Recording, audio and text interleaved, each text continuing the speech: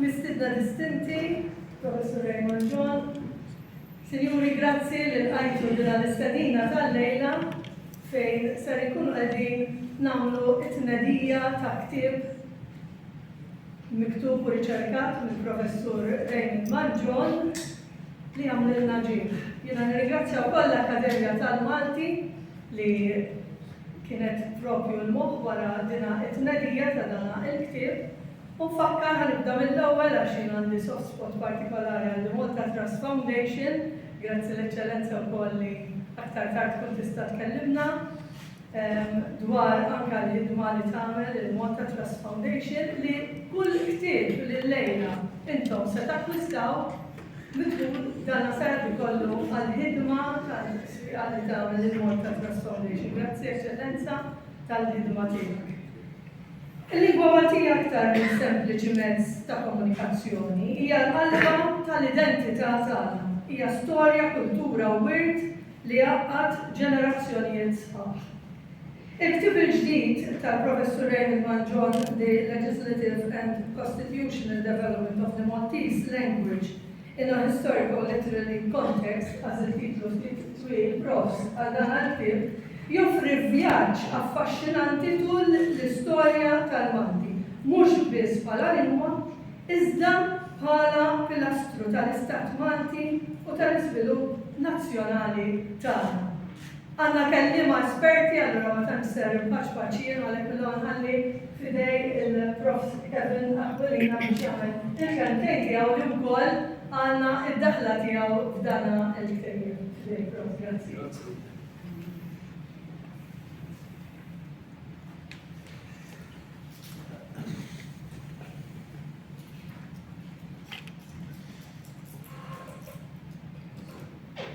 Grazzi.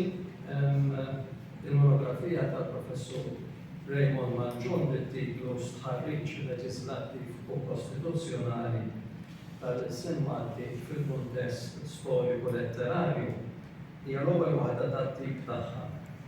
Peress li qatt ma kienet ippubblikata bħala ktieb li xtar l-Isem Malti minn perspettiva leġislattiva. Kostituzzjonali, storico-legali u fl-istess waqt letterari. Dan il-ktieb jeżamina l-iżvilupp storiku tal-lingwa Maltija mod armonizzanti matul is-sekli sakemm fl-aħħar laħqet il-midja tagħha wara li għaddiet minn diversi stadji. Mhux biss dawk ta' liġi konsuetudinarja biex liġi mhux miktuba, u il-liġi statutorja, il-liġi miktuba, jew aħjar liġi leġislattiva kif jidher fit-titlu tal-ktieb. Iżda wkoll hija wkoll ankrata fil-liġi fundamentali tagħna il-Kostituzzjoni ta' Malta. Madankollu l-Isem Malti ma ssodax ruħu mal-Kostituzzjoni tal-1964 tal-Indipendenza għax wara dik is-sena ġew promulgati aktar liġijiet hekk kif in-nazzjon infata mill-irbit tal-kolonjaliżmu storiku u istituzzjonali li kien raġuni għala trażżan l-iżvilupp tal-Isem Malti.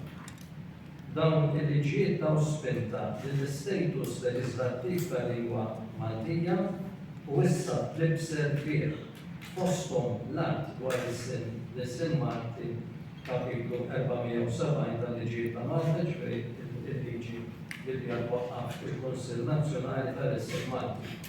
L-istituzzjoni ewlenija Maltija rikonoxxuta uffiċjalment mill-Istat fir-rigward tal-iżvilupp u l-politika u strateġija lingwistika koerenti u aktar reċentement kien anke l-att dwar ir-rikonoxximent tal-lingwa tas-sinjali Maltija kapitlu 556 tal-liġi ta' Malta żewġ liġijiet li ġew wara l-indipendenza. L-isforz pionier tal-Professur John għandu jitfaħħar għall-oriġinalità tiegħu u l-firxa ta' suġġetti wiesa li wkoll jorbtu mal-Isem Malti. Ipprovda studju eċċellenti ta' xogħlijiet ewlenin kollha letterarji, storiċi, legali, leġislattivi u kostituzzjonali li għandhom x'asmu għal-Isem Malti li sawru il-vjaġġ xi drabi imwiegħed tal-Isem Malti matul iż-żmien u l-għana ta' pubblikazzjonijiet li kontribwew għall-iżvilupp progressiv tal-lingwa vernakulari li għamlunna kunin biha. Naturalment, l-istorja tal-lingwa materna qabel indipendenza kienet waħda ta' uġieħ, tieħ il-qalb, rassenjazzjoni u anke ta' strumentalizzazzjoni barranija iżda bil-mod il-paġna inqalbet għal waħda ta' suċċess. Madankollu illum mhux kollox huwa wartu sar għax id-diffikultajiet tal-lingwa ma jintemmu qatt u dejjem jitfaċċaw sfidi ġodda aktar lil minn ta' qabilhom. Il-mistoqsija li titlob attenzjoni immedjata u urġenti hija kif indika b'mod korrett l-awtur kif se jiżgura l-Istat Malti li l-lingwa nativa tiegħu se tibqa' ħajja meta wieħed iqis l-isfidi tal-ġranet tal-lum għal parata ta' twelid li qed jonqos b'mod inkrementali, avvanzi teknoloġiċi li jippromuovu aktar l-Ingliż għad-detriment tal-Malti, influss ta' perċentwali għoli ta' ħaddiema barranin u migranti li mhumiex familjari mal-lingwa tagħna, soċjetà multikulturali li hija eterogenja li saret titkellem diversi lingwi li lin mill-Malti u mill-Ingliż u fatturi oħra li jċaħdu l-vernakular mill-istatus ta' preġu tiegħu li verament jistopru. Fil-fatt, id-teddida għall-sena m'għadix dik tal-barrani li jkunu jmandlaw f'pajjiżna li jużaw jew aħjar inqdu bil-Malti biex l-ewwel ibarru lingwa Taljana minn fostna biex imbagħad bil-pulit jimponu l-Ingliż fuq il-Malti. Aħna nafu sew il-kostituzzjonijiet kolonjali ta' qabel l-indipendenza jkunu jistqarru li f'każ ta' konflitt fit-test tal-liġi bejn l-isem Malti u l-isem Ingliż kien dejjem dan tal-aħħar li jirbaħ. Hemm ukoll sentenzi tal-qrati tagħna f'dan is-sens. Wara il-Kostituzzjoni tal-1964 il-forja inqalbet u l-Malti beda jipprevali fuq il-lingwa Ingliża f'każ ta' konflitt bejn iż-żewġ ilsna fit-test tal-liġi. Irridu nirrikonoxxu li llum il-ġurnata hemm theddida oħra mill-barrani għall-isem pajjiżna. Minn theddida kolonjali imxejna għal theddida kosmopolitana. Issa il-ġrida m'għadix bejn Taljan u l-Ingliż, jew il-Taljan u l-Malti, jew il-Malti u l-Ingliż, imma bejn il-Malti u l-Biżibilju ta' ilsna barranin li tħatta fit-Torri ta' Babel Malti, fejn qabel it-taqbila lingwistika kienet tiffoka fuq żewġ ilsna ewlenin, jiġifieri waħda bilingwali, issa taqbila infirxet għal pluralità kbira ta' ilsna l-Ingliż u mhux il-Malti fit-tmur. Fil-prattika, imma mhux neċessarjament riflessa fil-leġislazzjoni, il-Malti mhux biss qed isir lingwa ta' tieni klassi wara l-Ingliż, imma qed jitqies u qed jiġi kalkulat bħala tal-istess klassi ma' lingwi barranin oħra jitkellma f'pajjiżna. L-isem Malti m'għandux neċessarjament aktar il-fattur primarju lingwistiku li qed isawwar l-identità nazzjonali bħalma kien fil-passat. U dan jista' jingħad possibilment anke għas-simboli l-oħra fil-Kostituzzjoni ewlenin fosthom ir-reliġjon.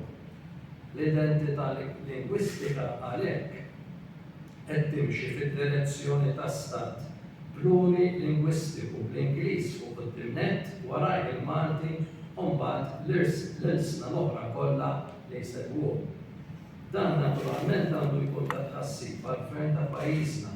Dan kif qed narah jien jiġi fil-prattika anki jekk il-liġi tipprovdi xogħol oħra x'ovvjament fil-liġi Malti liġi Ewropea. Dan il-ktieb tal-Professur Raymond Manġon huwa indirizzat lejn udjenza wiesa u hekk għandu jkun se jkun apprezzat mill-istudenti u l-akkademiċi fil-qasam tal-lingwa Maltija, studjużi dwar il-meditenzja, studji letterali, liġi, storja, kultura, identità nazzjonali u studji dwar il-kolonializmu. Huwa eżerċizzju importanti aġġornat u frisk ta' inventarju li kien tant meħtieġ li jinġabar tal-iżvilupp storiku legali letterarju tal-lingwa Maltija u għodda utli ħafna biex tassisti fit-tfassil fil-politika tal-qasam tal-vernikular il-Kunsill Nazzjonali tal-Isem Malti biex imexxi miżuri meħtieġa biex jipproteġi, jippropaga, jissistematizza u jagħmel il-lingwa Maltija aktar aċċessibbli.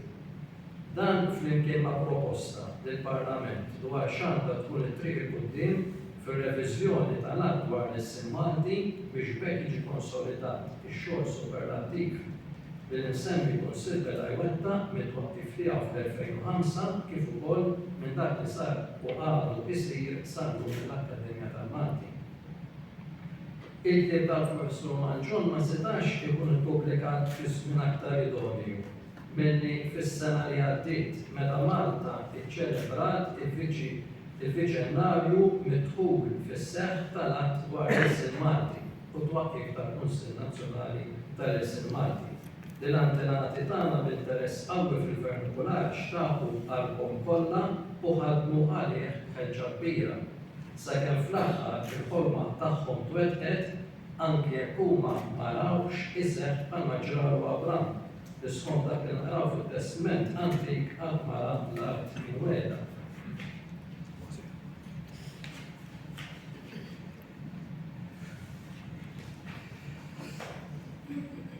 Għalkemm ħafna jaħsbu li l-isem Malti ġie rikonoxxut b'mod uffiċjali mill-Istat fl-1934, dan mhux korrett skont l-awtur. Jeħtieġ li ssir preċizzazzjoni hawnhekk. Fil-waqt huwa veru li fl-1934 l-Ordinanza 30 ta' dik is-sena irrikonoxxiet l-isem Malti bħala l-isem uffiċjali għal fini tal-liġijiet. Il-Professur Manġon jiżvela mir-riċerki li huwa għamel li l-isem Malti kien diġà rikonoxxut bħala lingwa għal fini tal-amministrazzjoni pubblika, fis-sens li l-lingwa Maltija bdiet tintuża fin-notifikazzjonijiet tal-Gvern mill-bwin fil-gazzetta tal-Gvern fl-għamla ta' tarif ġenerali għall-pubbliku fil-każ ta' avviżi tal-Pulizija, tal-Qrati, tat-Teżor u oħrajn. Iżda mhux fil-każ tal-liġijiet li bqgħu dejjem kif għadna mhux Malta. Bekk il-Professur Manġon jiddistingwi bejn l-għarfien uffiċjali amministrattiv tal-isem Malti li ngħatat fl-1927 u l-għarfien uffiċjali leġislattiv li seħħ fl-1934. Issa nixtieq nagħmel żewġ riflessjonijiet żgħar li lil bil-kontenut tal-ktieb li jiġi llum għalkemm marbutin miegħu. Hemm bżonn li l-Parlament jankra aktar l-isem Malti mal-liġi għax dan in-nuqqas mhux ta' min wieħed jinjoraħ għal kollox. Hawnhekk għandi f'moħħi żewġ simboli kostituzzjonali. Il-Kostituzzjoni tal-Indipendenza ta' Malta tal-1964 primarjament iżda mhux esklusivament fl-ewwel kapitolu tagħha għandha lista ta' simboli kostituzzjonali li huma xhieda ta' identità nazzjonali u fl-istess waqt identità kostituzzjonali. Qed nirriferi għall-isem Malti nnifsu u anke għall-innu Malti li kif kulħadd jaf tajjeb huwa miktub bil-Malti. Fl-ewwel lok fir-rigward tal-isem Malti, kontrarjament tas-simboli kostituzzjonali l-oħra tal-Bandiera Maltija u l-George Cross, m'hemmx la fil-Kostituzzjoni ta' Malta u inqas fil-liġijiet l-oħra dispożizzjoni li mqartajt li jekk xi ħadd imaqta jinsulta jew jikkalpesta l-isem Malti jista' jinstab ħati ta' reat huwa jiġi kastigat għal dan l-emin. L-istess job tal-verifikazzjoni tas-simbolu li huwa kostituzzjonali tar-Reġjun Maltija. Dil-protezzjoni li għawdiet bejn l-1933 u l-2016 tneħħiet bis-saħħa tal-artiklu 3 tal-Att tal-Parlament numru 37 tal-2016. Bekk, fil-waqt li r-Reġjun Maltija tneżżat mill-protezzjoni li kellha, l-isem Malti qatt saru ma gawda minn dik il-protezzjoni. Naturalment, iż-żewġ miżuri huma l-kważina għalina għax jekk huma simboli kostituzzjonali għandhom ta' bilħaq jitħarsu bis-saħħa tal-liġi bħal każ tas-simboli l-oħrajn semmejt. Għax il-fatt li huma meħjusa bħala simboli mill-Istat għandu awtomatikament iġib miegħu il-ħarsien tagħhom. Fil-tieni lok, fil-waqt il-Kostituzzjoni tipprovdi għas-simbolu tal-innu Malti, imkien ma nsibu fil-Kostituzzjoni jew għal xi liġi Maltija. Il-test tal-innu Malti nnifsu kif ukoll dispożizzjoni li huwa protett mill-liġi kriminali. Sfortunatament għalhekk l-isem Malti, l-innu Malti u reliġjon Maltija huma wkoll fatturi ta' identità Maltija. Il-Maltin iżda ftit li xejn jidher li huma interessati biex jipproteġuhom.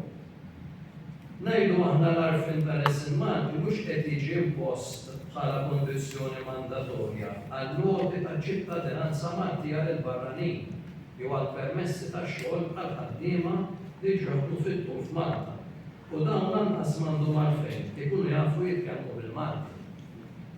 Il-Gvern għalhekk mhux qed jikkontribwixxi biżżejjed bil-politika tiegħu li għad iġieħ lil-nies pajjiżna l-istess joqta' l-innu Malti li mhux qed jingħata l-importanza tiegħu bħalma jiġri f'pajjiżi oħra fejn dan huwa aktar protett u rispettat milli huwa Malta. Jinħass bżonn li l-isem Malti jkun wieħed minn dawk il-fatturi prinċipali li jsaħħu l-identità nazzjonali. Fil-passat, is-sens ta' identità nazzjonali fir-rigward tal-lingwa kien b'saħħtu ħafna għax kulħadd kien Malti minn ġifomu. Illum dan ix-xenarju qed jinbidel drastikament peress li l-komunitajiet barranin f'Malta qed joqtru fl-art u jiżdiedu fid-diversità u daw jitkellmu bil-sna barranin tagħhom bejniethom u bl-Ingliż mal-Maltin u ma' komunitajiet barranin oħra f'Malta, qed jidher jiżviluppa fenomenu lingwistiku ġdid u da dejjem fil-prattiku mhux fuq livell tal-liġi. Fis-sens li mill-lingwa waħda li taqgħadna l-kol flimkien bħal-Maltin u bħala stat u mhux qed tuża l-kelma nazzjon għax issa ssirna pluralità ta' nazzjonijiet fl-istat wieħed. Issa qed nimxu lejn sistema li hija fil-prattiku mhux fuq pjan legali fejn se nersqu lejn il-mudell lingwistiku ta' pajjiżi bħal-Belġju fejn ma jeżistix il-sin nazzjonali wieħed, iżda lejn numru ta' komunitajiet l-sin nazzjonali tagħhom li huma ilsna barranin għalina. Bil-miżuri post-kolonjali li diġà jeżistu fil-liġi tagħna li jakkomodaw l-Ingliż għaskapitu tal-Malti. Ħannajdu aħna li l-Parlament jistgħaddi liġi l-sin wieħed li dejjem ikun l-Ingliż mhux il-Malti. Jew li fil-qrati l-proċeduri jistgħu jinstemaw bl-Ingliż miflok bil-Malti. Jew li nħaddu interpreti u tradutturi mill-Ingliż għal-lingwi barranin oħra. Qegħdin il-kol jikkontribwixxu biex ikomplu jwarbu dak li suppostu l-sin nazzjonali. Pajjiżna mhux ta' b'xejn huwa pajjiż ta' tlellix, minn barra kollox jidher sabiħ, imma minn ġewwa kollox innawwar. L-istess jgħod fil-komunikazzjoni mal-amministrazzjoni pubblika li ssir bl-Ingliż jekk wieħed jasal din il-lingwa għaskapitu tal-Malti. Nagħlaq billi nirringrazzja lill-Professur Raymond Mangion għal dan il-ktieb sabiħ li tagħna. Nirringrazzja wkoll l-Akkademja tal-Malti għaċ-ċelebrazzjoni tat-tnedija ta' din l-opra kkażiża lil Malti u nispera li l-partiti politiċi kollha tmisshom ftit il-kuxjenza lingwistika tagħhom biex jużaw il-kampanja elettorali bħala żmien ta' riflessjoni dwar kif il-Malti għandu jiġi protett aħjar mhux biss bil-kliem imma fatti konkreti u leġislattivi. Grazzi.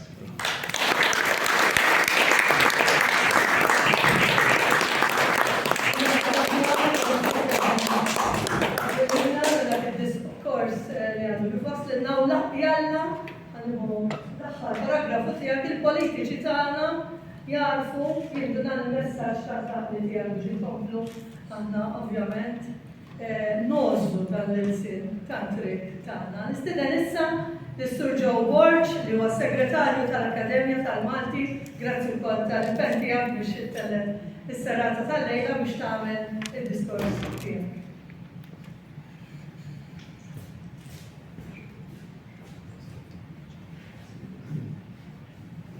Eccellenza, Presidente Emeritu, Aziz Professuri, Letturi, Signori. Il-tnedija tal-lum hija okkażjoni sabiħa tassew biex niċċelebraw pubblikazzjoni ta' riċerka metikoluża miksuba bir-reqgħa u bid-dedikazzjoni kif jagħmilha il-Professur Raymond Mangion.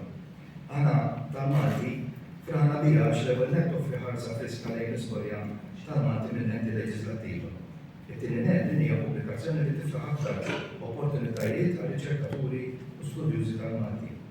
Għandha servi għal aktar tiftix u skrutinju fl-istorja, mhux biss tal-Malti li minn dialetta li sarġan għall-Ilsin Nazzjonali, imma wkoll għal min tifli t-tessut ta' niesna. Nistgħu nieħdu bħala eżempju l-għanja ta' Pietro Kaxar.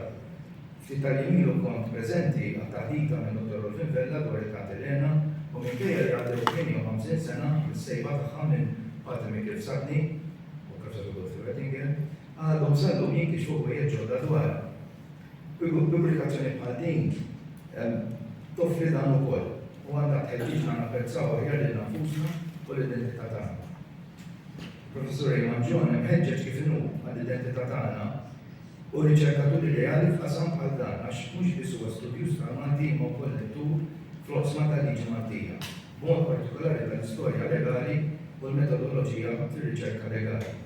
Il-ktieb ta' Prof. Raymond John huwa kapolavur għax fil-waqt li jirreġistra l-ġrajiet b'mod kronoloġiku jikkumplementhom b'aktar minn 300 annotazzjoni jinkludi bibliografija li tul 7 paġni u għal-ħeffa ktib u ammoni wkoll b'indiċi tal-ismijiet.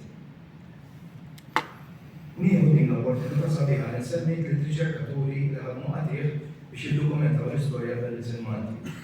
Tnejn minnhom kważi sew, David Marshall, li tagħna l-ktieb tiegħu History of the Maltese Language in Local Education. U Gottfried Zarpadami li bl-artikli tiegħu kif bdietu mxiet l-għadda tal-kittiba tal-Malti fil-rivista il-Malti, kif il-fatt jiddokumenta ġrajiet importanti li fasslu s-sisin mhux biss tal-Akkademja ma wkoll tal-alfabet u l-ortografija tagħha. U l-ortografija tagħha fil-fatt. Riċerkaturi ieħor importanti f'dan il-qasam u llum jinsab fostna hawn huwa l-Professur Mario Cassar li b'impennu bl-edukazzjoni tagħna l-volum Storja tal-Ilsin u Letteratura Maltija, Kronoloġija, li ħareġ ftit ta' snilu fl-2021. Dan kien l-ewwel passerju ta' dokumentazzjoni forni kronoloġika bid-dati tal-aktar ġrajiet, pubblikazzjonijiet u kittiba importanti fid-dinja tal-Malti. Għaddi niftakar l-ewwel edizzjoni ta' din il-kronoloġija pubblikata mill-Għadda tal-Malti tal-Università fl-2002 bl-istess titlu imma bħala kronoloġija selettiva.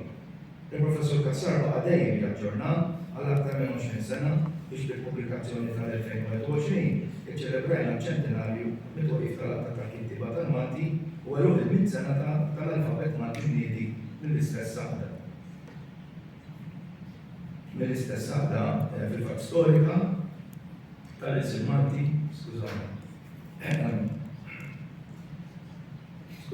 Ippermettu li nislet sentenza jew tnejn mid-diskors tas-sew erudit li għadu kemm għamel il-Professur Kevin Aturina.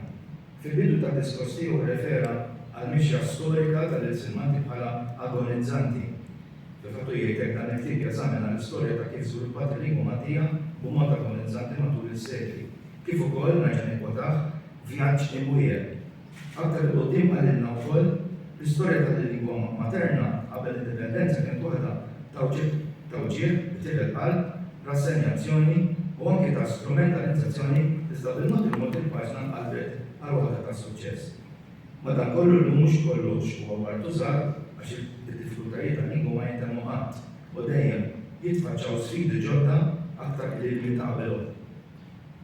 Tassew kif ngħidu l-qatt il-musmar fuq rasu. Għax kull minn arbel imqal xi ftit il-ġrajiet tal-Ilsin Malti minnu fejn jintabaħ li triq kienet twila u wiebsa, modija mwera u mimlija ħofol. Għax wara kull ġrajja jew avveniment u għal kull referenza li jiddokumenta Professur Manġon fil-ktieb tiegħu, fil-verità warajja nsibu li hemm storja tal-batija u sakrifiċċju. Ħafna drabi ta' bnedmin mixogħlin bl-idea li ħadmu għalih fis-solitudni, fis-skiet u għalih ħallsu prezz għoli ħafna.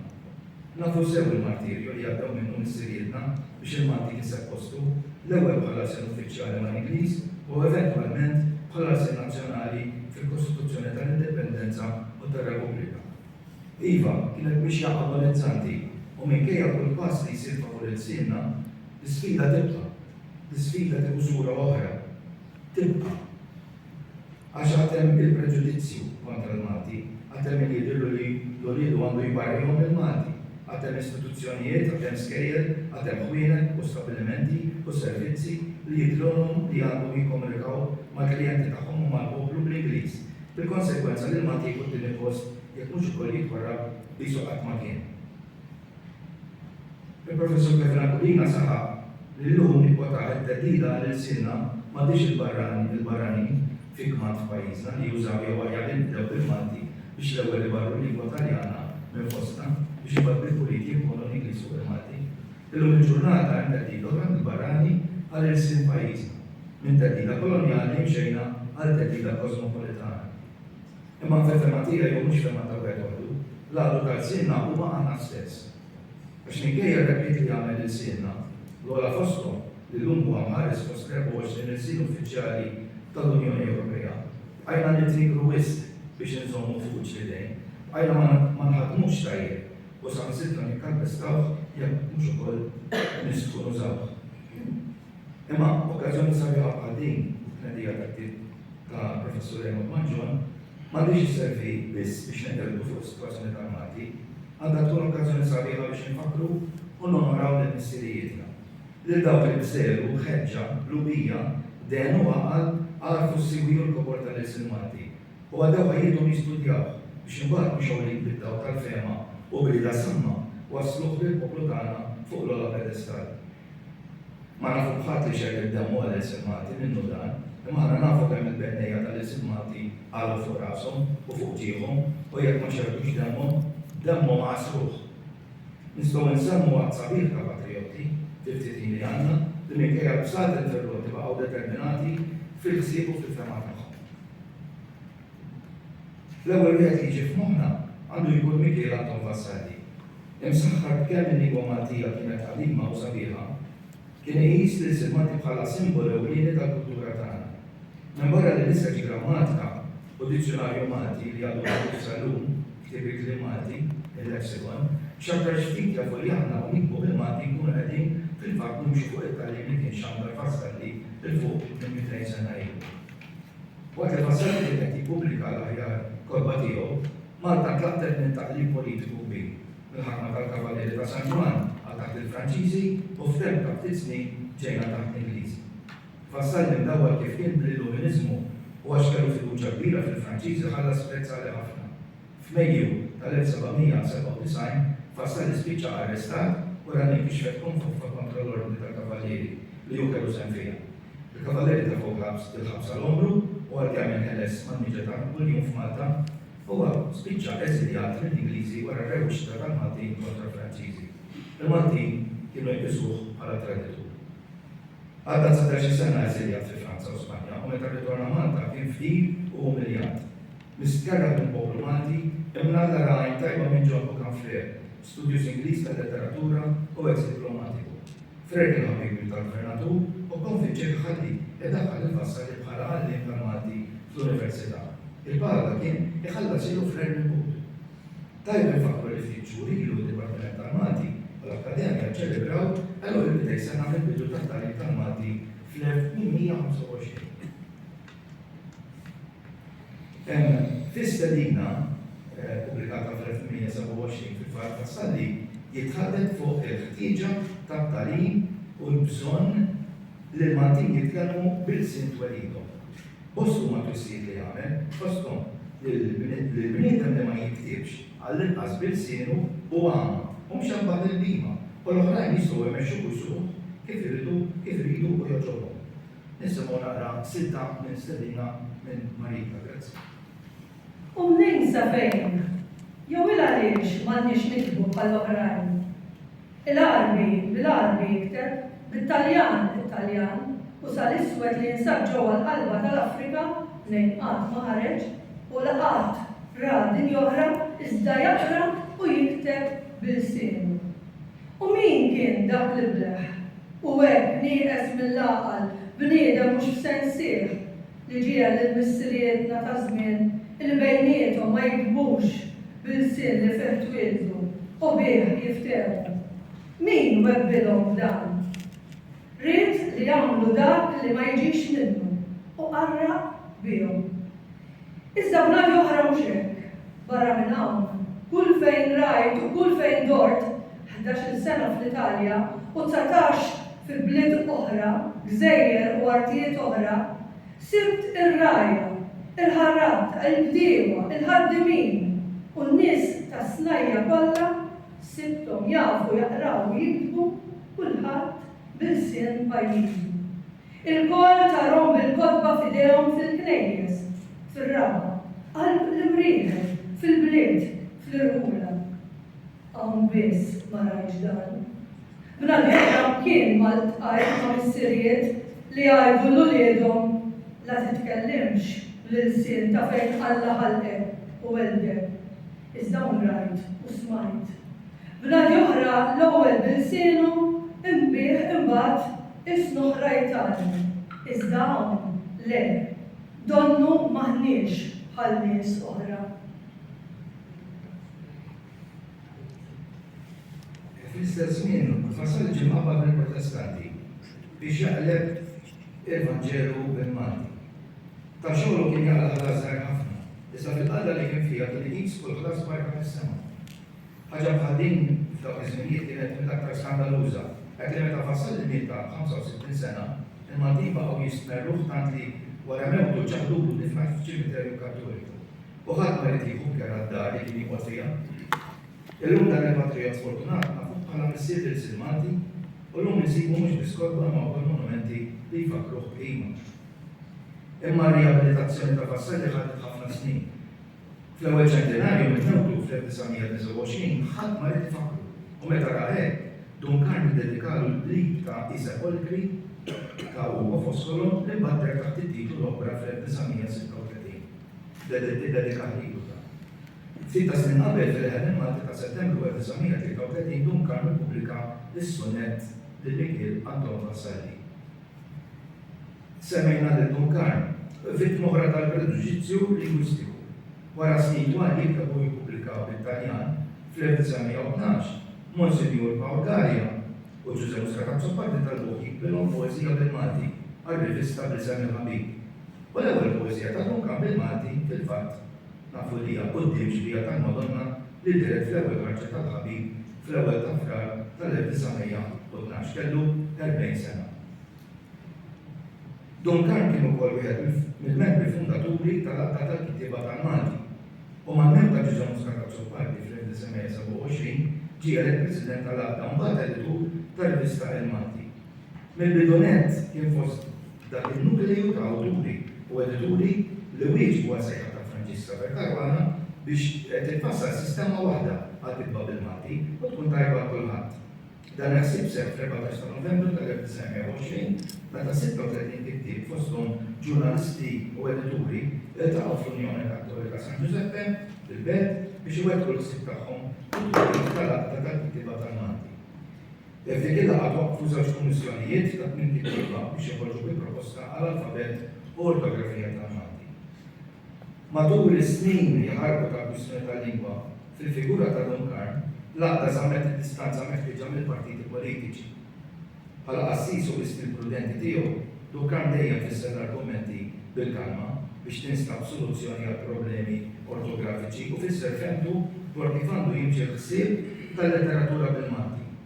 Dara kollu sab ostati għax li dewwa tal-Malti ma ħamlux li dan il-qassis ġwejjed li rabatillu nifsu mal-kawża tal-Malti. Hemm qal bis-sunetti u għaliex jett il-Silmanti tliet kwartini li fihom Duncan jistaqsi u jistqarru joffri ġustifikazzjoni għal kawża kollha tal-lingwa. Is-sunetti jaqgħu billi sostni fehma sħiħa li l-Malti ngħata dritt il-jett naturali li jgħix bħala s-senta ġewwa, imma jekk fratta xieqa mal-isna barranin meħtieġa. Il-proposta moderna skandaluża ta' Duncan ma' żmien bdidlet f'miżura politika. Duncan nemmen li ma' żmien l-istorja kellha tagħti raġun. Il-kampanja kontra l-Malti ħraġet aktar wara li fl-1927 il-Malti sar wieħed mill-nies uffiċjali tal-amministrazzjoni. Skoperta importanti tal-Professur Manġon u eventwalment fl-1934 sar il-sin uffiċjali tal-Grati. U konsekwenza ta' dan fl-1934 fl-edda ta' kwistjoni tal-lingwa, Duncan ġie attakkat fil-Gazzetta ta' Malta minn ċertu PD Pio Donati. F'artiklu, bit-tiklu l-azzekka kien l-azzekka għad Duncan tal-li qed jiktab il-poeżiji bil-Malti. Ma Duncan kif jisqarru l-refriġġieri għal kull kritika u tajjir fil-gazzetti kien wieġeb bis-silenzju u bil-ħidma serja. Fil-fatt Duncan ħassib wieġeb il-bijodonati bil-mod tiegħu. Lil-ħabib tiegħi PD. Minar ma nbixtek għattamil talija u bil-binna l-ingest bla ħajr bla ħniena. Inżil tal-klem li jħammar bil-mistħija ma ngħidx wiċċ il-tajbin, u wiċċ il-żiena. Infart għaliex flok kelma barranija ħarġit li kelma tagħna. U ma kontx jiena li ħlaqt il-kelma jekk din kienet ħtija qadima u għamlet żmiena. Jien naf int mill-ħsieb maħtuf, mill-kliem qabbeżi tixref, isa minn ritratt ġbietek. Darba ħinja illum bla slim. Iżda xejn tibża, jekk int ismi rfistu, jien naħfirlek hawn quddiem kulħadd kif għandu jagħmel saċerdot ta' Kristu. Assis ieħor forsi ftit inqas ġwejjed minn Duncan ta' bil-ħabxira li nsemmu hawnhekk. Monsignor Pietro Poseidon kien attiv ħafna fl-Aqda tal-Malti Università u mexxija għal 10 snin u ħassib joħroġ leħen il-Malti ħafna drabi b'sagrifiċċju personali u bil-flus mibutu. Kien dawn is-snin hemm qalba tal-kwistjoni tal-lingwa meta l-Aqda tal-Malti sfat imkeċċija mill-Università minħabba l-pożizzjoni li ħadet favur il-Malti. Dawn il-ġrajiet illum huma xi ftit jew silenzija. Sajdon żgur jibqa' mfakkar għat-traduzzjoni monumentali tiegħu ta' Kodba Mazza. Ħidma li ħaditlu parti sa minn ħajtu, kif jisqarru stess. Għadda 30 sena jitraduċi l-Bibja mill-ism oriġinali biex jirrodda l-Bukromati fil-sienu. Hemm wieħed forsi jista' jifhem il-perseveranza ta' dan il-fiedel. Nisimgħu kliemu stess minn din is-silta miġjuba minn taħdik tar-rekordjata. Traduzzjoni tal-iskrittura tfisser xogħol kbir, u xogħol tqil, u xogħol twil. U biex nagħtikom idea kemm hu xogħol kbir, stħajlu li kieku kellkom taqraw biss l-iskrittura kollha, kemm intom. Issa stħajlu li kellkom mhux biss taqraw, tikkupjaw bħalma kienu jikkupjaw it-testi fl-antik qabel l-istampa, kemm ikun xogħol ikbar u xogħol itqal. U itwal. Sħajlu li kellkom titraduċu b'Malti kurrenti minn fuq test bl-Ingliż, bil-Taljan, bil-Latin, lingwa li familjari għalikom. Kemm ikun xogħol itqal u xogħol itwal. Ix-xogħol li għamilt jiena huwa wisq itqal minn dan għaliex jien ma m'għamilx traduzzjoni b'lingwa familjari mill-Latin, mill-Ingliż, bil-Taljan jew b'lingwa oħra. Il-traduzzjoni għamilta mill-ilsna oriġinali. Ix-xogħol ta' traduzzjoni tal-iskrittura mhux xogħol ta' bniedem waħdu. Jien ma naf ħadd li għamel dan ix-xogħol. Monsignor Knox ittraduċa l-Bibja kollha bl-Ingliż. Imma Monsignor Knox ittraduċa minn fuq il-Latin, mhux mit-testi oriġinali, mhux mill-Ludi, mhux mill-Grek. Allura x-xogħol tiegħu huwa wisq inqas u wisq eħfef mix-xogħol tiegħi. Dan qed ngħidulkom mhux biex niftaħar, imma biex nurikom li bniedem wieħed mhux kapaċi jagħmlu dan ix-xogħol. Illum tradizzjonijiet moderni jsiru bejn ħafna nies. Jingħażlu 6, 10, 20, 30 xi drabi. Kulħadd jieħu biċċa tiegħu u x-xogħol isir bejn ħafna. Tradutturi barranin malli jlestu xogħolhom, ix-xogħol tagħhom jibagħtuh lill-editur, jitħallsu u m'għandhomx x'jaqsmu ma' xejn aktar max-xogħol tagħhom. Jien mhux talli ma tħallasx, talli kelli nħallas kollox jien. Jiena mhux biss kont it-traduttur, kont ukoll l-editur u l-pubblikatur. Xogħol monumentali ieħor huwa l-mikleb Darren Seracino Glot, il-Maltese English Dictionary tal-Professur Giuseppe Aquilina. Istess bħal prekursur tagħhom wassal li dawn għażlu li jqattaw ħajjithom ma' Nelson Mandela. Is-silta li ġejja mill-autobiografija ta' Oliver Friġġieri Fjuri li ma jinxfux, nistgħu nieħdu ħiel ta' sagrifiċċju personali li għadda minnu Ellen fetaħ qalbu ma' Oliver. Fil-bini tal-lista tal-kodba bikrija tal-Klabb Kodba Maltin kellna naħsbu f'kittieba li kellhom xogħol lest u li kien għadu ma ġiex ippubblikat. Iħsib mar mill-ewwel fuq il-Miklem Malti ta' Erin Saraċin Blott. Kien xi darba fl-1971 mort id-dar tiegħu f'Borna u għedlu li Pawlu Mizzi kien għadu kemm waqqaf il-Klabb Kodba Maltin u ħajjartu jippubblika l-Miklem. Għal xi raġuni oħra Erin beża jew tħasseb. U fil-fatt ma rridx. Naħseb li kien għadu jrid ikompli jorqmu u jirrivedih. Beda jorini il-manuskritti, volumi kbar, illegati, miktubin kollha b'idejn, kalligrafija sinjorili, eleganti, kważi mitra, kif kien jaf jikteb Erin. Insejna l-pubblikazzjoni u Erin qagħad ifissir li kelma minn hemm kelma minn hawn u qalli l-istorja tagħha kif nislet u daħlet fil-Malti u ħadet is-sura preżenti tagħha. Kellhom jgħaddu madwar 4 snin sħaħ biex Erin iddeċieda li jibda jippubblika il-Miklem Malti. L-ewwel volum jiġi fis-sena 1975 u minn hemm il-quddiem kellhom iħorġu l-volumi l-oħra, 9 volumi mdaqsin li waslu sal-1987. U l-ħuslaqwa xogħlijiet li l-Klabb Kodba Maltin ta' lill-poplu Malti. Erin kien ferħan sejtier li dan ix-xogħol ra d-dawl u bħal fakkarni f'dik il-laqgħa fl-istudju tiegħu. Kull meta kont naraf dak iż-żmien kien jgħidli li għadu jirreveli li wasal biex jikkonkludi dwar xi kelma jew oħra.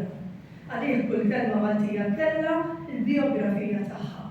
Kien jafu li l-isim Malti għamillu ġieħ li ma bħalu u l-għaxqa tiegħi kienet li nisimgħu jirrakkonta. Erin jibqa' lija studjuż kbir, bniedem xut kollu kemm hu fuq l-istudju, raġel kaden u fuq kollox persuna ġenjali. Meta saħħtu kienet bdiet tmur lura minn kif stajt nara mill-bot, segwit kien jidher mnikket. L-akbar diqa tiegħu kienet il-fatt li beda jitlef id-dawl. Darba ċempiltlu għarraftu li xtaqt naraw nintervistah. Kellimt il-ħabib tiegħi Joe Zammin Chantar u serraħ li rasi li seta' jġib it-tape recorder tiegħu miegħu. Sibna lil Erin jistennina bil-ħerqa. Għamiltlu qatt ta' mistoqsijiet u ma waqqaftux u kien ferħan ħafna. Fl-aħħar għamil fuq is-siġġu beda joħroġ. Ersaqt lejh u għannaqtu miegħi.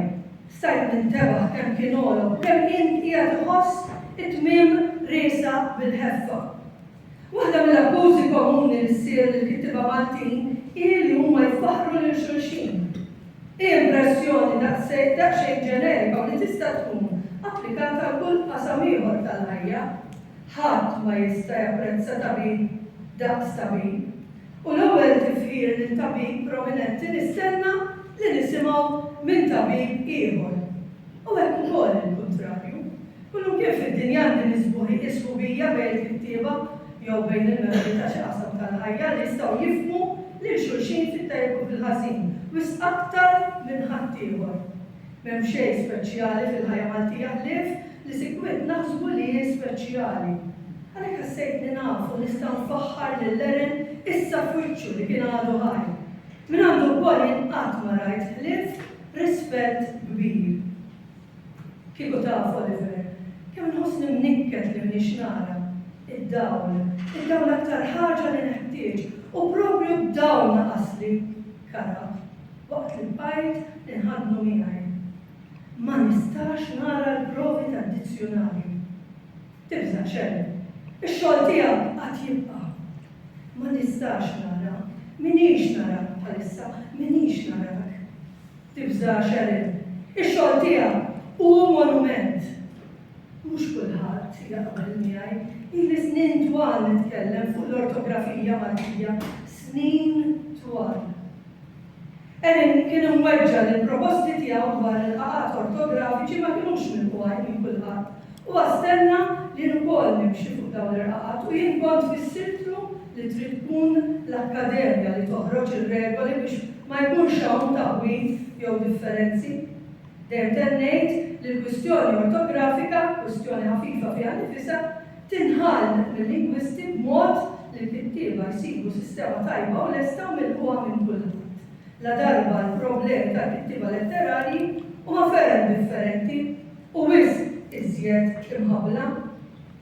Snin wara ħad naħseb li fl-Università tissemma sala ġdida lih. Ibnu Mario għamel iġbija tiegħu. Nafu tieħ ir-rettur Peter Seraċin-Oglot tal-approvazzjoni tiegħu. L-għaqda tal-Malti fl-Università ħadet il-ħsieb li jsir programm ta' tifkira.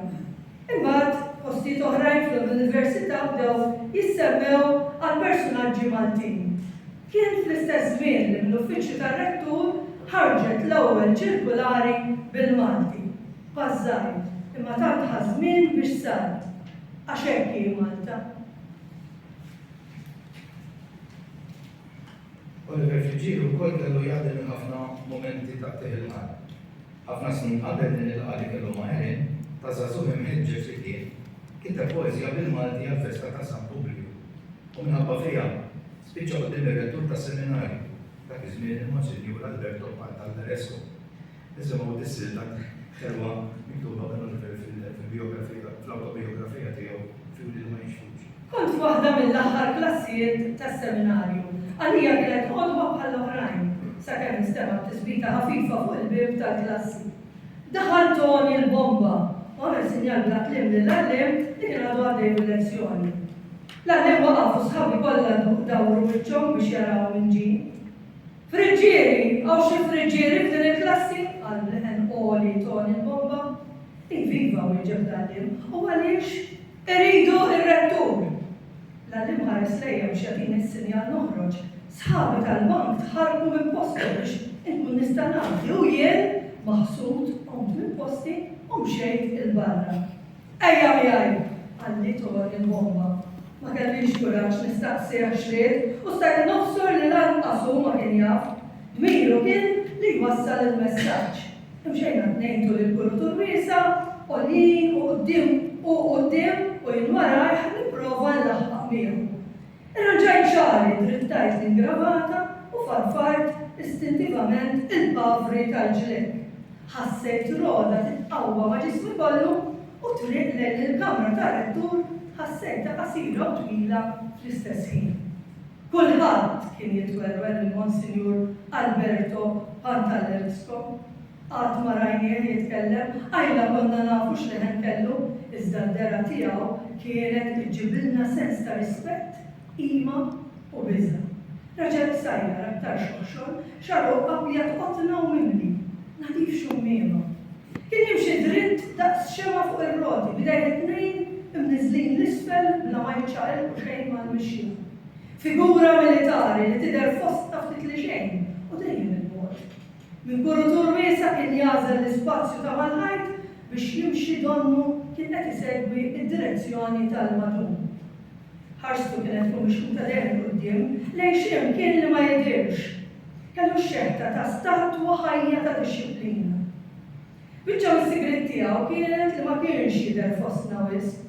U meta konna nsibu ruħna wiċċ kombinazzjoni kbira konna nifhmu li dik kienet eċċezzjoni. Nafu li kien hemm xi imkien lest li jitfaċċa dejjem il-bogħod, dejjem fil-qrib u jassess. Għadda mint ħsieb minn moħħi, ma derli li kont għamil xejn ħażin, ma kellix riżultati żiena, ħadd ma kien irrapportani li ma ġibx ruħi tajjeb. Issa s-sena ftit hawnhekk u meta ngħidlek jien idħol għalli Toni l-bomba, waqaft u stennejt. Konna wasalna qudiem il-kamra tiegħu fil-bidu tal-kurutur mudlaw wara l-kappella. Il-bib skur oħxon tal-injam kien magħluq. Toni l-bomba ħabbat, olla lukkett f'nofs il-bib u daħħal rasu fil-kamra. Idħol, għall ir-rettur malli għamilt pass il-qudiem. Imxejt lejh waqaft quddiem l-iskrivanija. Ma nafx fejn kont se naqbad inħares b'ebda ħjien ta' kif kelli nġib ruħi. Kien hemm ftit dawden mittieqa u fil-kjostru tal-kamra dak il-wixtot mimli tiegħu der jikser id-lam u jaħkem fuq kollox. Xaru ħoloq kontrasta bjuda ma' kollox. Oqgħod bil-qiegħda. Inxħed fuq is-siġġu għaxxejt rasi u ġbart idejja tnejn flimkien qisni qiegħed il-Knisja. U għal iżżar rasu lejn l-iskrivanija mbagħad mexa Il-qudiem lejja folja stampata li kellu fuq nofs qudiem u għalla rasu u qabad il-karta biex jurijieli. Kienet il-poezija li kont għardi kemm xandar tal-festa ta' San Publiu. Ħadd ir-ruħ u serraħt rasi li kien sejf raħli tal-li kont ktibta. Din int ktibta, staqsieni, brasi għamil sinjal ħafif ta' Iva. Tiktibx bil-Malti. Il-Malti ma jwaslek imkien, mhux importanti. Tintilifx fuqu, studja Taljan u l-Ingliż u ħallik mill-Malti. Leħnu kien deċiż tonalità waħda. Naħsabt. U law naf kif imbezza ħassejt diħel fija sen ġdid ta' sodisfazzjon. Il-Malti kont jien snin li bdejt inħobbu, nistudjaw u nikdbu, kien il-ħaġa li kont nos l-aktar. U issa kien tard wisq għal dan ir-raġel biex ibiddilni femti. F'daqqa waħda kliem u dejjaqni. Meċċejn u stennejtu jgħid biex noħroġ. Tista' tmur, għalli. Minn dik il-kamra ħriġ deċiż li l-sin Malti nibqa' nistudjah, nikdbu u nagħmel xi ħaġa għalih. Kien il-lingwa ta' niesna, kontili snin ma nista' nifhem kif il-kelma tal-Maltin kienet għadha mżebilħa minn ħafna, imwarba mċaħda mill-importanza li kull insien u moti f'pajjiżu. Kienet assurdità li ma stajt nifhem qatt. U ma' żmien tallimt bis-saħħa tas-safar kemm din itassew assurdità eċċezzjonali. Din hi l-mixja mwera tal-Malti. F'dan il-ktieb professur Raymond Manġon iffassala fuq żewġ binari. Fuq naħa dik legali u kostituzzjonali, fuq naħa l-oħra dik lingwistika u letterali. Dan hu li jagħmel pubblikazzjoni unika u daqstant ieħor illuminanti. Grazzi. Grazzi ħafna.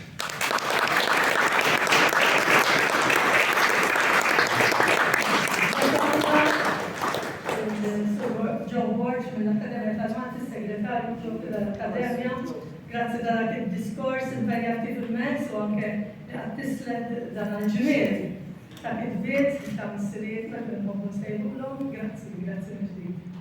Nistida issa l-Eċċellenza tagħha, President Emeritu Marilus Kolero Greka, nfakkarkom li l-ktieb illum tistgħu takkwistaw u tkun kollu sejmur għal Dimont ta' Trust Foundation. U għalhekk napprezzaw ukoll intom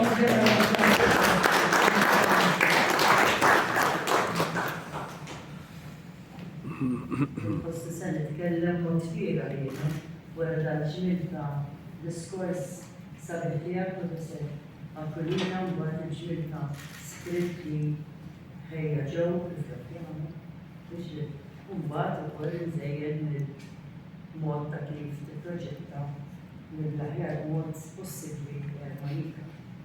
Imma l-ewwel xtaqt nirringrazzja mill-qalbi lill-Professur Raymond Manġon mhux biss tax-xogħol serju metikulus ta' riċerka li tagħna permezz ta' dan il-ktieb iżda wkoll għall-ġest nobbli tiegħu li se jgħaddi tkun mill-bleħ tal-ktieb li Malta Trust Foundation.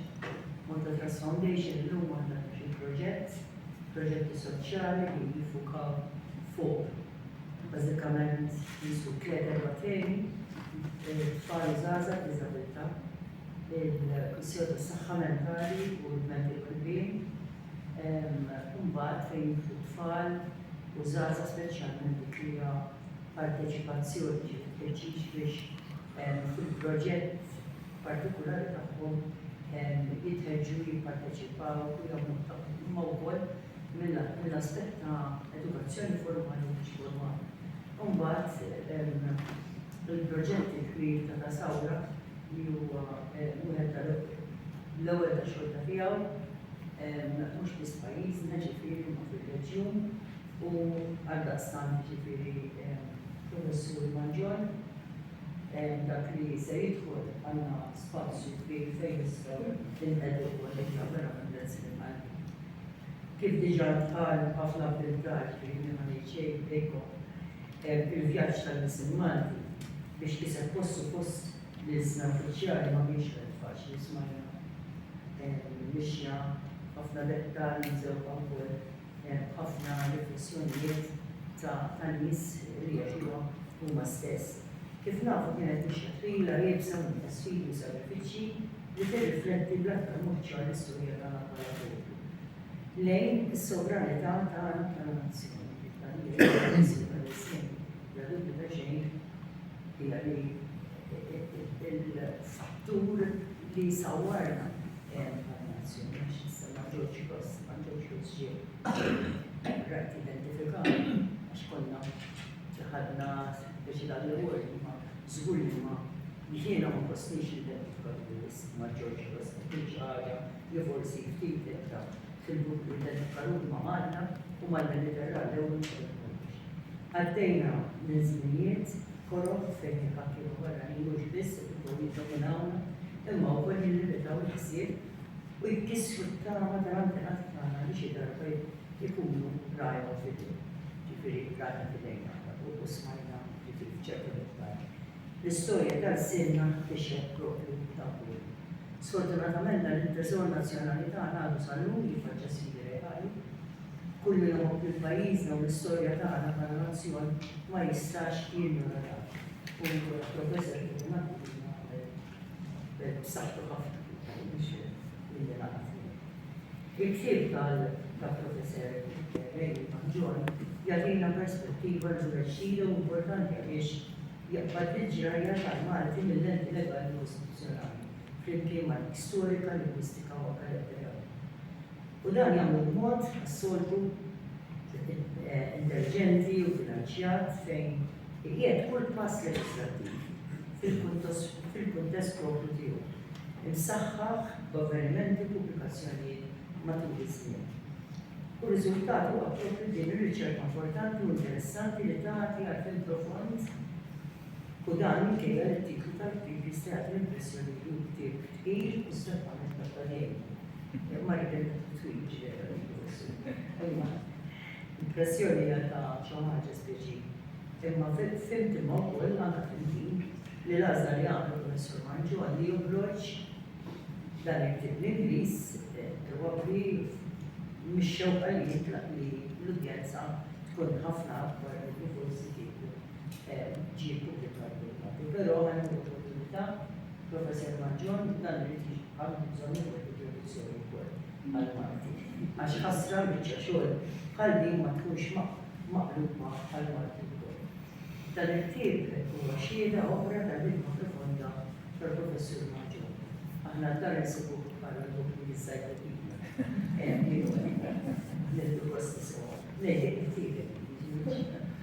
u wkoll tal-impenn li ħeġġa li għatem lejn is-sirna bis-saħħa fid-Dipartiment tal-Malti fl-Università ta' Malta sar progress sinifikanti biex biss qed jiggradwaw ta' studenti li Malti biex kultura l-grupp. Imma hemm għad kbir ieħor ukoll qed jattendu korsi speċjalizzati bħal-korsi tal-provi li mis-sena qed jilħaq il-puxċ tiegħu. Però huma nistgħux insew ukoll ix-xogħol siwi tal-għaddiet mod partikolari Akkademja tal-Malti u li jerġgħu jiġifieri anke kbir. Jien għamil kejja li dejjem ix-xogħol tiegħi attendi l-għaddiet laqgħat li organizzaw imma żomm hija ġurnata u vera l-post kull email li rċievi b'xi uffiċċju xi ħaġa verament nirringrazzjak naturalment l-Akkademja li għall-għalli issa komplet is-soda u komplet is-saħħa xejn.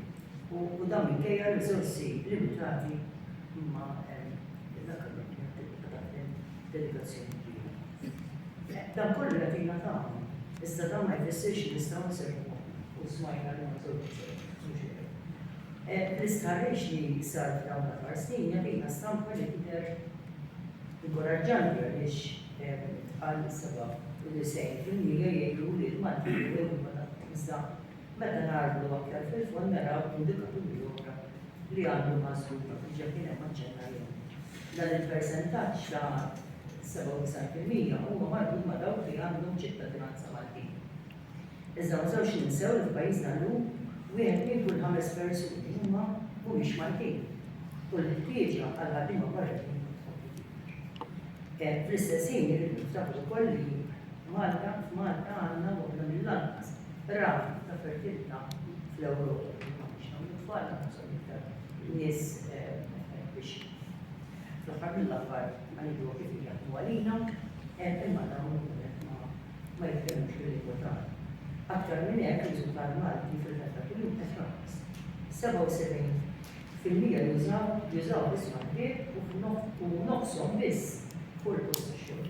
U forsi hawn rridu nsemmu wkoll l-iskejl l-iskejl tagħna li għandna tfal illum qed jitkellmu bl-Ingliż għaliex fil-klassi għandna bil-fors biex jikkomunikaw ma' sħabhom anke it-tagħlim irid bil-fors jondoġġ jiġi komunikat sina nistakar darba ftit snin ilu kont l-iskola tal-Asliq ma ngħidx.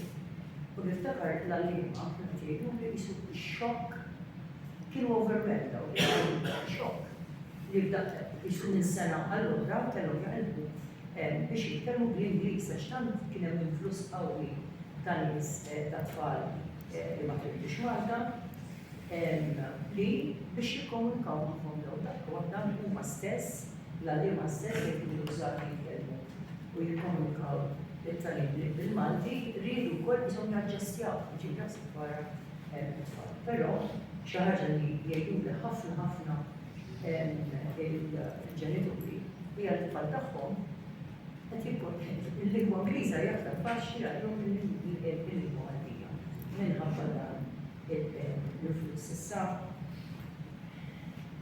Irridu naraw ftit irridu trid riflessjoni qawwija ħafna għax naħa ma nistgħux anke fis-sistema edukattiva tagħna fl-iskeda kemm tfal kollha min huma ġejjin minn fejn ġejjin għandhom id-dritt tal-edukazzjoni. Dawn minnhom ma' tfal ta' ħaddiema barranin li ġew jaħdmu Malta u qed jaħdmu għalina, qed jagħmluna nibdu fil-ġid ekonomiku, qed jagħmlu kontribut ukoll soċjali ħaddiema huma fis-settur jaħdmu fis-settur soċjali ma' li jakkodaw bil ħarsqat il-Malti jisparixxi u dejjem f'ħadd forsi għaxina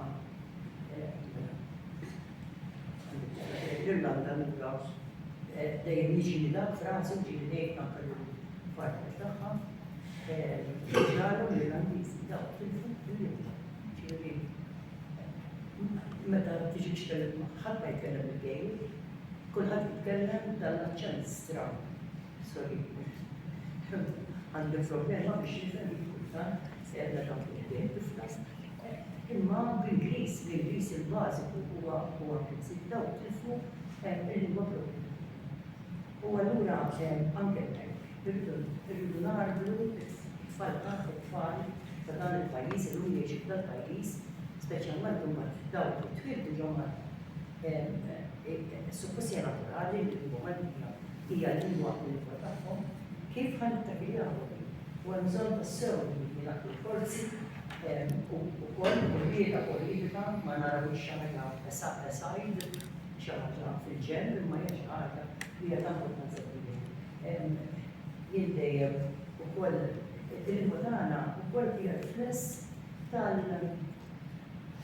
mhux biss minn aħna ma qisu dak kif ġejna diskritti diversi kodba storiċi crossroads ta' civilization żgħar saret it-toroq ta' ċivilizzazzjoni li għadhom fuqna imma anke il-lingwa tirrifletti l-influenza mhux l-influenza l-bażiku semmi u mbagħad l-influenza tal-Ingliż tat-Taljan tal-Franċiż hija riflessa fil-każ tal-kolonjaliżmu li jgħixna snin. U allura il-kwestjoni jiena ħafna li ninvestu fit-tfal. Għax hemmhekk li jisema sostenibilità tal-dinamik u allura hemmhekk iridu. Imma mbagħad l-aktar punt li huwa marbut ma' dan li qed ngħid huwa l-fatt li kwart tal-ġenituri qalu ma jitkellmux bil-Malti ma' wliedhom. F'dan is-sajt. U dan mhux dettal sejn nistgħu naraw, anzi huwa sinjal ta' tħassib kbir. Għax meta lingwa tieqaf tagħti mill-ġenerazzjoni għall-oħra tkun titlef il-pedament is-sostenibilità il-ħajja. Ħadd ma jista' ovvjament jiddetta l-ġenitur biex jgħużaw imma jridu nistaqsu l-nafisna għaliex qed nażlu li huwa l-Pulizija. U naħseb li hija mistoqsija. Il-verità hi li ħafna qed jebnu l-lingwi oħra joffru aktar opportunitajiet. Imma din hija għażla falsa.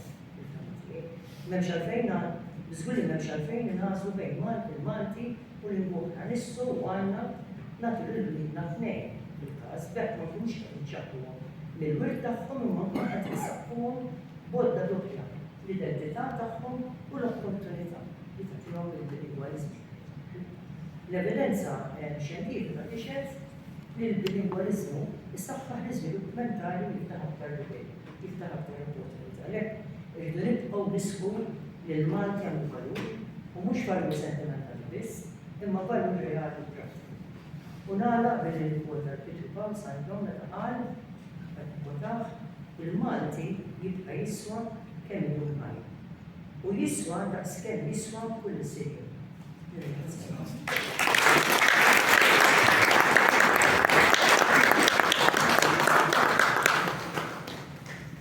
Grazie ħafna, Eccellenza President Emeritu Luis Valerio Ortega, ta' dawk il-kliem li fihom ħafna xwieħed jixtar jew weġa kbira li tara ġenituri Maltin tkellmu l-ulidhom bl-Ingliż u mhux dak biss u tkellem lil dawn it-tfal bil-Malti u ma jifhmux. Kajna naraw weġa kbira u qegħdin niffaċċjaw ukoll sfidi kbar fejn jidħlu żgħażagħ bis-sistema diġitali, teknoloġija li tbiddel ukoll il-mod kif qegħdin nikkomunikaw u xi drabi tnaqqas ħafna l-użu tal-Malti. F'dan il-kuntest il-mistoqsija hija waħda ċara u urġenti. Kif ħanħarsu din il-lingwa? Kif se niżguraw li tibqa' ħajja mhux biss fil-kodba, iżda fil-ħajja ta' kuljum? U l-ktieb tal-Professur Raymond John joffri mhux biss analiżi iżda wkoll riflessjoni profonda dwar dan. U grazzi wkoll l-Akkademja tal-Malti li llum qed twassilna dina il-tnedija. Għalhekk biex hija stedina biex nifhmu aħjar minn fejn ġejna permezz ta' dan il-ktieb u biex niddeċiedu fejn irridu mmorru biex nagħlqu din serata ferm sabiħa tal-lejla jiena prof qabel nistidnek tagħmel il-kentej tiegħek ngħidlek grazzi li rċevejt it-telefonata tiegħek biex jiena nkun parti minn dina l-udjenza bla dubju aħna l-qegħdin hawnhekk għandna żgur għal qalbna l-insin u l-mod kif inħadmu il-lingwa Maltija. Inħalli fidejk biex tagħmel il-kentej tiegħek tal-illum. Nista' nagħtik anke ħalli. Jiena nippreferi nagħmel dal-kentej minn hawnhekk meta nagħmel il-lecture żgħar fis-sala fejn għamilt għexieren ta' lectures propju li rrid ngħidu għandna ħaġa eċċellenza grazzi tal-li ġejt u minn qalbi verament xi ħaġa żgħira ħassejt li għandi nagħti kontribut u hemm affarijiet oħra li nixtieq ngħinek biex tiġbor dawk il-flus li għandna bżonn biex ngħinu in-nies li għandhom jiena fost il-units li għandi fil-kors tal-liġi għandi propju unit fuq il-leġiżlazzjoni li tirregola il-mental health. Ġifri dak għandi korsi jiena hawnhekk li nagħmlu għal sena, naturalment barra li għandi korsijiet oħrajn fuq l-istorja legali, eccetera. Jiena għamiltu dan il-ktieb għaliex snililu kontejt nagħmel unit fuq l-iżvilupp kostituzzjonali u legali tal-Insil Malti u ktieb komprensiv fuq is-suġġett ma kenniex, kellna nemmula imxerret is-suġġett l-iktar wieħed li ġie viċin kien David Marshall meta kiteb il-ktieb fl-1970 fuq the development of the Maltese language in the educational sector u jiena naturalment amplifikajt u enfasizzajt iktar u fokajt iktar naturalment jiena kemm is-sistema kontinentali kif ukoll is-sistema anglosassona. Allura għandna vantaġġ anki ma' avukati barranin meta jiġu tupli, dirti korz, eccetera. Tajjeb, naturalment il-Malti fl-1964 ġie rikonoxxut mhux biss bħala l-ewwel lingwa uffiċjali għax mill-34 sal-64 l-Ingliż kien l-ewwel f'każ ta' konflitt ta' interpretazzjoni, imma fl-1964 il-Malti kien l-ewwel lingwa uffiċjali. Naturalment il-Kostituzzjoni tajt li jekk ikun hemm bżonn li l-ewwel tkun l-Ingliż u mbagħad il-Malti dak jiddeċiedi il-Parlament. Dika hemm provvedimenti fil-Kostituzzjoni il-75. Imma il-Malti ġew wkoll rikonoxxut bħala il-lingwa nazzjonali. Dika l-ewwel darba fl-1964. Jiena bil-fors kelli nagħmlu f'kuntest storiku letterarju għaliex il-Malti l-ewwel ma bdew jagħtu kontribut kbir biex jikber u jistana kienu propju il-kittieba letterarji u l-kittieba lingwistiċi u mbagħad għalkemm wassal li diġà jgħid li il-Malti għandu jiena semmejta nixtieq insiba wkoll li l-Malti għandu jingħata importanza fis-sens leġislattiv. Jekk tippermettuli biex ma nżommkomx ħafna, jiena nixtieq li mbieħ kemm nista' mill-ktieb jiena anke ma nbieħhomx il-lejla l-barba ngħaddihom lill-eċċellenza biex anke f'okkażjonijiet oħra li jkollhom kif tixtieq tbieħhom u taqla l-flus u jinbieħu. Jien nixtieq nagħmel l-opportunità biex nagħmel ċertu ringrazzjamenti. L-ewwel ħaġa nirringrazzja qed nara quddiem il-Professur Stanley Fiorini li kien wieħed anke milli rakkomandani fuq 30 sena ilu biex anke nistudja aw nidħolna l-Università ta' Malta. Irrid infakkar ukoll il-memorja tal-Professur Wettinger li ħassib ħafna u dejjem kellu fiduċja fija bħala storiku. Qed naraw li Dr. Stanley Farrugia Landon, ħabib tiegħi, li jinkoraġġina ħafna, qed nara t-tabib hawnhekk Grixti, qed nara l-Professur Mario Kassar li tant ta' kontribut. Grazzi Charles tal-li ġejt hawnhekk, kollego li kont tant ħafna miegħu fuq it-televiżjoni. Jekk ma jimpurtax nisbela għandu 93 sena, ikbar mill-mama tiegħi li għandha 87 qiegħda wara. Nirringrazzja l-mara u l-Berna, l-Arostaħħa, l-Missieru, l-Mario, il-Dottor Gatt, u nisoq il-sieħbi il-Kmandant tal-Forzi ta' Sikurtà, l-Iskeri, il-Joseph Kakija, ma nafx u għallajt il-Professur Mifsud tal-Malti, il-Professur Joseph Gringat, kollha daw il-Dottor il-Bjakanti għaj, Dottor Mifsud, tifam Mifsud, il-Professur Aquilina, naturalment, il-ninafu naħseb konna nelabu bil-ġugadelli, meta konna żgħar, l-ewwel darba li studjajna flimkien konna minna kors fil-patristika fil-patroloġija lura 40 sena, qed nara hawnhekk grazzi tal-li ġejt il-Dottor Lewis Gallia li anke kien imdaħħal fit-tfassir kien wieħed mill-fassana tal-liġi tal-2005 wkoll bħalma kien il-Professur Mifsud. Bħalissa qed nara l-Dr. Joe Bosch, grazzi ħafna ta' kemm entri f'din il-pubblikazzjoni u naf li inti qrajt it-tekst ukoll. Nista' nassigurakom li hemm ħafna xi nżid ukoll u minn dikinhar stess diġà sibt xi affarijiet oħra li beħsiebni.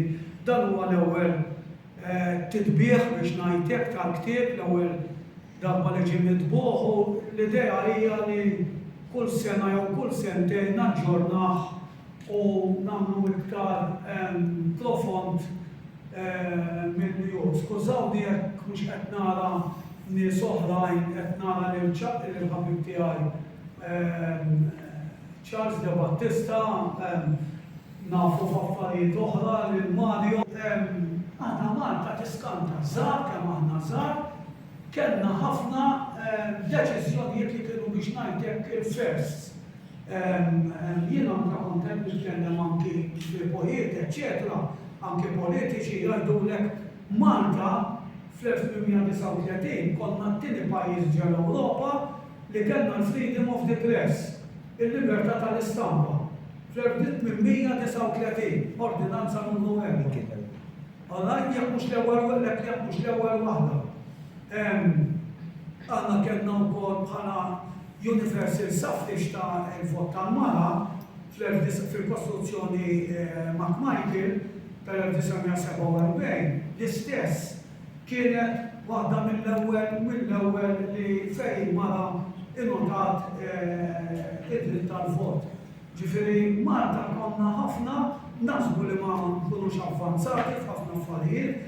Aħna konna naki kifat li konna taħt ċerti konna kolonja imma kien hemm is-sajt tajjeb tagħha wkoll. Aħna kieku kelli nidħol nagħmel lecture, għandna l-fatt li konna kolonja Ingliża u kellna il-militar preżenti, il-militar biex billi il-militar kienu fost tal-ewwel u kienu jaħsbu li il-Malta ta' din il-qiegħ kienet qed tolqodhom meta kienu preżenti hawn Malta, investew ħafna fl-istudju tal-mediċina u tal-kura fejn tidħol l-ambulant fever. U allura għalhekk aħna fost dawk li taw kontribut biex tinstab propju għandna kellna il-marketing undertaking qabel it-tieni gwerra. Imma certain eżamitu l-professur Giuseppe Kalmana Xikluna għallaj kienu fosta l-ewwel li ħadu ħsieb propju biex din il-kura propju tinstab. Tajjeb, grazzi ħafna u grazzi tal-li ġejtu għamnetaw li pożaj barra nixti kifaw il-kuġinti għal forsi l-kuġi għal ritratti ma xi xaħat minnhom magħkom jekk tixtiequ turdu ritratt miegħi. U tista' tara jekk jogħġbok. Grazzi ħafna l-professur.